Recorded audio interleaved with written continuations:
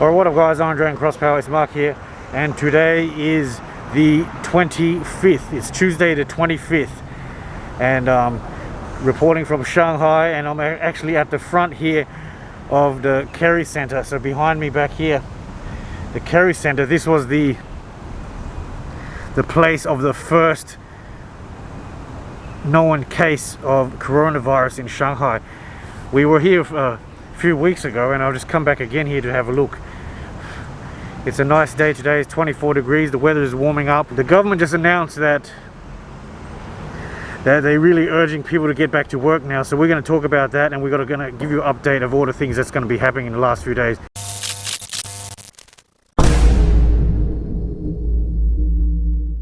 So one of the biggest things that's happened in the last few days is they've changed the scoreboard again. They've changed the judging system. It's really hard to keep track. I think this is already the second, third time it's already changed around now. 77,780 cases.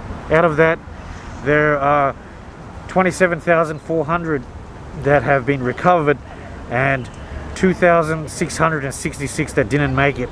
That's up from 71 died from yesterday. The good news is that Shanghai has really pretty much stabilized. There was no new recording in the last couple of days. It's been plateaued. Even the numbers itself around China has been going down. It's been going down for the last days and days. So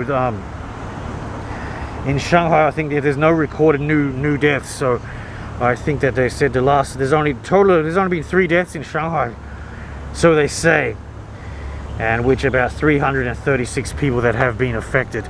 So and as of now, there hasn't been any new deaths in the last day. They just something came up just now.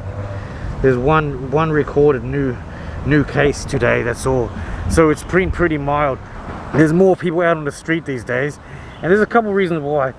First thing I think is that, well, the government yesterday urged that people should be getting back to work. He said that it's time to get back to work, make China great again.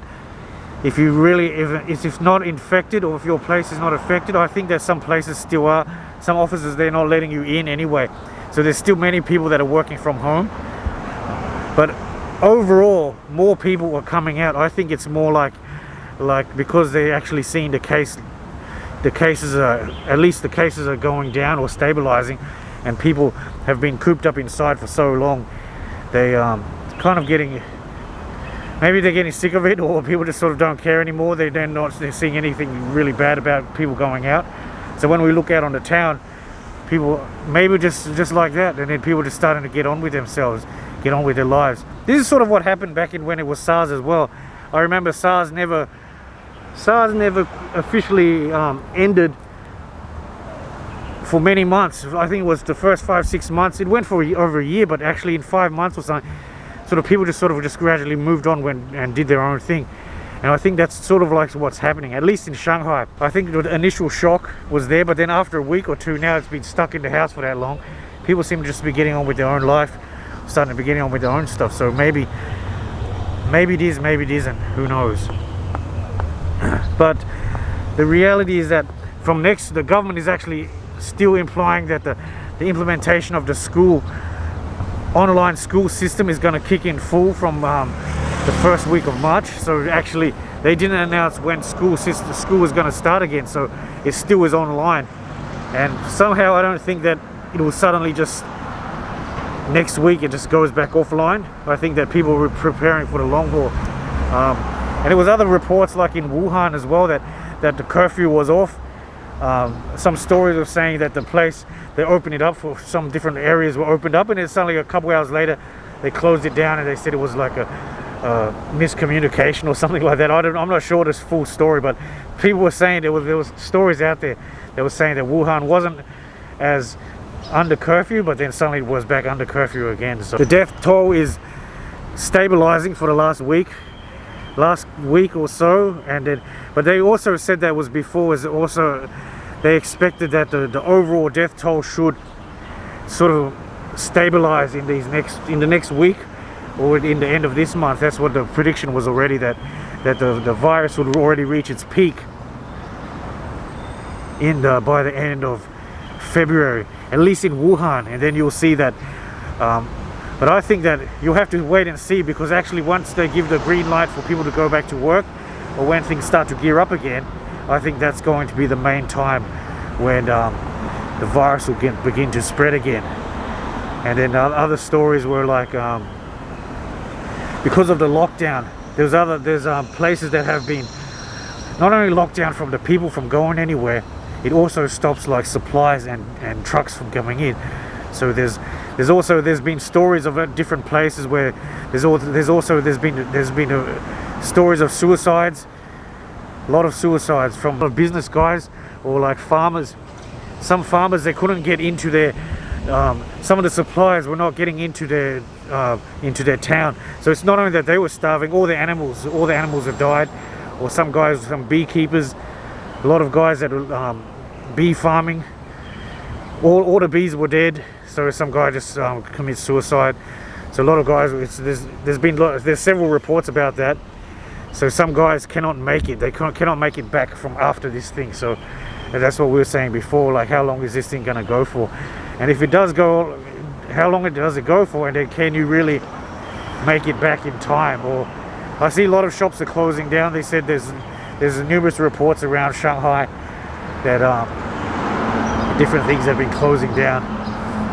So actually the scope of this thing is getting bigger and bigger. Because this thing is getting greater and greater, it's got like, there's many different angles for this thing that's happening now. So like, you can see other countries already, it's already happening in other countries. Korea had an outbreak, and then you see already the cruise ship in Japan had an outbreak with hundreds of people infected, and other places such as Iran and things like that. So it's getting bigger. It's getting bigger. So the infection rate, or like they were saying before, the infection rate is actually, the spreading rate is very contagious. It can be spread very easily, but overall 80% of the people that got it, maybe they didn't even know that they got it, or their cases are not that serious. So that means in that case there's 20% that are serious, and out of the 20% there's only a few percent that actually die from it. Because it's international now, and it actually reached the level of what, even though the World Health Organization, they didn't call it that yet, but a pandemic is basically something that's in every has to be in multiple countries, that's growing or like self-sustained in its own community. And at the moment, before it was epidemic, means it was only located in one particular place, one country, in one area. But now it's spread overseas. You can see there's all these places. It's growing. So now I think it's going to pay. People are starting to pay attention worldwide. They're beginning to realize that it's over like in 29 countries now, 30 countries. So it's not just a China thing anymore. This issue is bigger than China. I think it's like international. So actually things seem to be getting back to normal. If you look around, if you didn't, unless there were people wearing masks and stuff, with the businesses slowly getting back to normal, more people out and eating and going back to the bars. I see a lot of people in some cafes. You can see more places opening up now. More people out on the street. All of our favorite restaurants are back and coming back open now. So actually that's a good thing to see, that Shanghai is getting back to its old self again.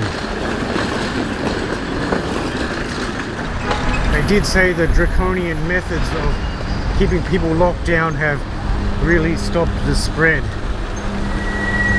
of the virus. So actually, hopefully by the way things are going, everything looks like it's on the way to getting back to normal.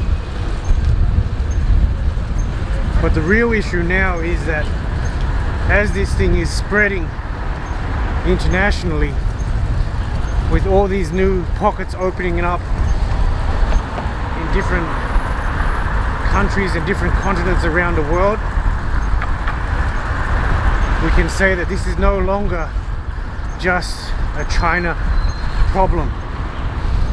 This is now an issue for humanity. This is a global concern.